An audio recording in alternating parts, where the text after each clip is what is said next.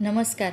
आज खूपच दिवसांनी मी श्रुती आमच्या हिंदू संस्कृती आणि स्त्री या यूट्यूब चॅनलवर तुम्हा सर्वांचे मनापासून स्वागत करते. आपण दरवर्षी महाशिवरात्री साजरी करतो. अतिशय भक्तिभावाने भगवान शिवशंकराचं स्मरण पूजन करून अभिषेक देखील करतो, उपवास करतो. पण मग हे सगळं का करतो हे कधी आपण जाणूनच घेतलं नाही. त्यासाठीच मी आजचा हा व्हिडिओ बनवत आहे. चला तर मग वळूया आजच्या भक्तिमय अशा सणाकडे. महाशिवरात्री हा फक्त सण नाही तर आत्मजागृतीची एक महान संधी आहे. ही रात्र फक्त पूजा करण्यासाठी नाही तर स्वतःला ओळखण्यासाठी देखील आहे. भगवान शिव म्हणजे कोण? तर शिव म्हणजे केवळ मूर्ती नाही. शिव म्हणजे शून्य आणि याच शून्यातून निर्माण झालेली संपूर्ण सृष्टी म्हणजेच भगवान शिव. शिव म्हणजे ना जन्म, ना मृत्यू, ना सुरुवात, ना शेवट. म्हणूनच भगवान शंकराचा देवांचा देव महादेव असं म्हटलं जातं.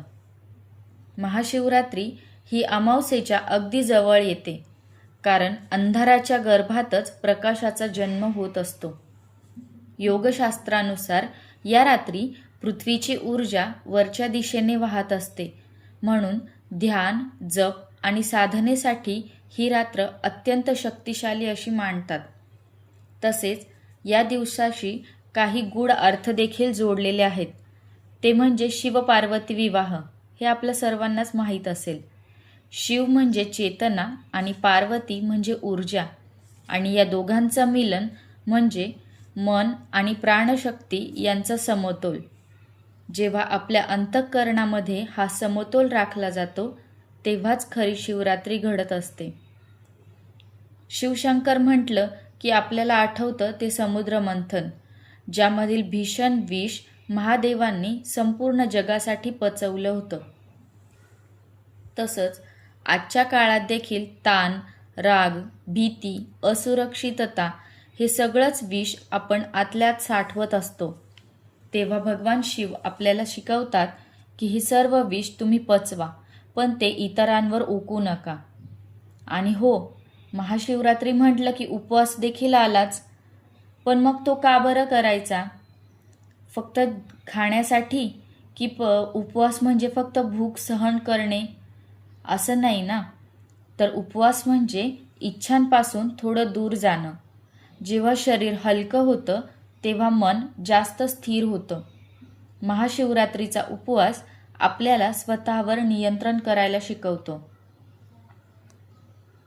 आपण भगवान शंकराचा अभिषेक देखील करतो. शिवलिंग म्हणजे अनंत ऊर्जा केंद्र आहे, आणि अभिषेक करताना आपण त्यावर आधी पाणी टाकतो, जे अहंकार शमवण्यासाठी असतं. त्यानंतर दूध टाकतो, हे पवित्रतेसाठी, आणि बेलपत्र वाहतो, ते म्हणजे 3 गुणांचा त्याग म्हणून. मग हे 3 गुण कोणते? तर सत्व, रज आणि तम. म्हणजेच काय? तर हे शिवा, मी सर्व काही तुला अर्पण करतो, ते तू स्वीकार कर. त्यानंतर येतं ते म्हणजे जागरण. याचा अर्थ असा की अज्ञानातून जागृत होणं. आज आपण शरीराने जिवंत आहोत, पण आतून झोपलेलो आहोत. महाशिवरात्री आपल्याला आतून जाग होण्याची संधी देते. थोडक्यात काय? तर महाशिवरात्री आपल्याला काय शिकवते? काही गोष्टी सोड, काहींसाठी थांब, वाट बघ आणि शांत हो, कारण शांततेतच तू स्वतःला भेटशील. म्हणजेच महाशिवरात्री ही एक अशी रात्र आहे की जी फक्त देवासाठी नाही तर स्वतःसाठी आहे. म्हणून मित्रांनो, डोळे बंद करा, एक दीर्घ श्वास घ्या आणि मनात म्हणा, ओम नमः शिवाय, हर हर महादेव. तर व्हिडिओ शेवटपर्यंत ऐकल्याबद्दल धन्यवाद. आणि व्हिडिओ आवडला असल्यास व्हिडिओला लाईक आणि शेअर नक्की करा. धन्यवाद.